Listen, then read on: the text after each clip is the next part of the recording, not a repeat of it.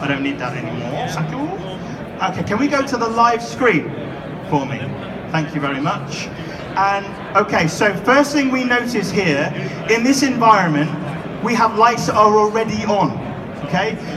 This is something that you have to try and take control of. So when you move into a location, it doesn't matter if you're doing something that's corporate or if you're doing a documentary, is there something that you can do to add more drama or to create more control? If you have lighting, can you switch the lighting off? If you've just got natural light, can you turn the lights on, at least just to see what happens? If you're indoors and you've got a window, can you just part the curtains open slightly and then let the light start to stream through? Some of this will start to have a massive effect on your shots. Here, you're looking pretty good in this light, I have to say, because we're set up with stage lighting. But there are not many environments that you're going to walk into that are going to have a flipping truss going all the way across with lighting coming down. So can we turn these lights off? Okay, right, so now you're struggling to see me because I'm darker than you are. For you, you're not too bad. Okay, so I'm going to now just add a little bit of light, and I'm going to, okay. Right, so now my white balance on this, we could change the white balance on the camera, but we're not going to, Jordan. We're going to keep it as it is for the moment, and I'm going to add some lights. Okay. So typically, when you start shooting for video, the first thing you do, your first light often you may end up getting is you end up getting a light that you put on top of the camera. There's nothing wrong with that. There are scenarios where adding a light on top of the camera is a great thing to do. I'm sorry, I'm shining the light in totally the wrong place. I'm lighting him from underneath. This is not always something that you should do. You should be careful about doing this. This is what we call ghoul lighting. Right now, give me up. That is, you're working it. What we're doing is we're lighting from the underside, and often that's not how we see light in everyday life. Where does light generally come from? Shout out. From above, okay. When it comes from above, where from above? Shout out. Man, you guys are quiet. Shout out. Sun, and where else? What if you're indoors? Could be windows. Well, where else? From a lamp. Perfect. Okay, so sunlight tends to come from somewhere up above. Automatically, the shot is looking better. Yeah? Whereas, if we had it on camera, it would have been something like that.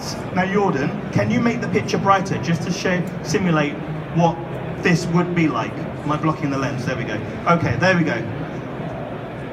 Not bad, but there are not many situations that you end up seeing like that. Often, if you were a miner and you had the light on top, that's how you would see things. But there are not many other situations where you would have light coming from direct. So what we aim to do, put the light up above, and automatically that starts to look better. Underneath, maybe if you were using a laptop. Turn to the side for me. Okay.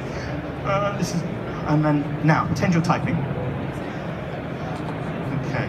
Now, when you look down to, this starts to make more sense, doesn't it? Because he's looking in the same direction, and this has become more like a practical light. We use the term practical light essentially to talk about a light that is real. A laptop is a practical light. A lamp, for example, that you may have by on the side of the bed, that is a practical light. So here I'm using the little Matchbox from Cineo light here. Perfect. Now what we could also do, we can also soften a light. Soft light and also hard light can make a massive difference to how things look. So what I'm going to do here is I'm going to put a softbox on the front. Okay. So I'm going to modify the light. Now sometimes your aim, sorry, I should really light myself so you can see, there we go. Your aim is to sometimes modify and take control of light. Yeah. Now by adding this on the front, all of a sudden, we are looking much, much nicer. Yeah? There we go. Right, and that's because we've added soft light, we've made it into a soft light. We've turned a small light source into a slightly bigger light source. The bigger the light, the softer it appears to be.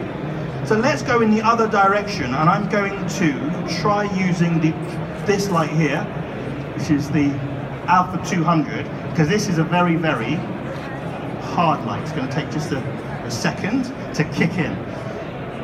Now, typically the sun is a hard light. If you stand in midday sun, you will see shadows from above. So for example, let's just whack that in. You may end up getting something like that. Very harsh because of the shadows, which is where you hear this phrase golden hour. It's because people want to shoot at the best time of day, which is often in the morning as the sun rises, and also as the sun starts to go down, it becomes very, very diffuse and very soft. The color also changes at that time of day. It becomes very, very warm. So in an ideal world, if you don't have any lighting, well, it's got really bright, can you start to choose when it is that you actually shoot during the day? Okay, I'm going to